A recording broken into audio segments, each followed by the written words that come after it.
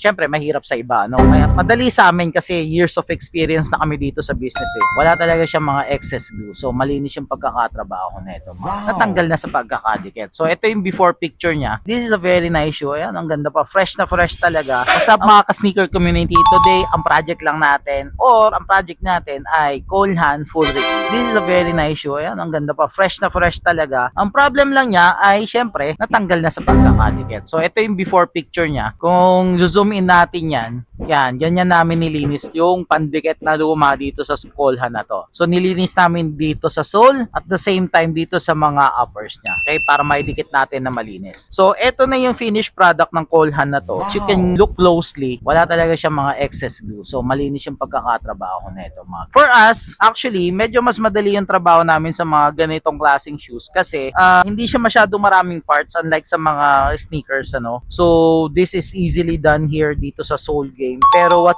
seems to be easy for some, syempre mahirap sa iba, no. Madali sa amin kasi years of experience na kami dito sa business eh. So 8 years in business with this kinds of experience, ito na yung kinakalabasan ng mga shoes nyo. So if you want your Cole Haan to be usable again para sa mga full rig glue, message lang kayo dito sa Soul Game, ano. Nakabulol-bulol na ako.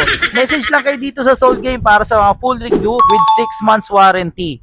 We have 6 branches, Marikina, SM North, Festival Mall Alabang, sa San Mateo sa 27 Kicks, sa Kicks to Kicks sa may Timog, and sa PBA Moto Club sa may San Juan. Maraming kayong branches. Let us know kung tagasan kayo so para ma-suggest namin ang pinakamalapit na Soul Game na pwede nyo pagbagsakan.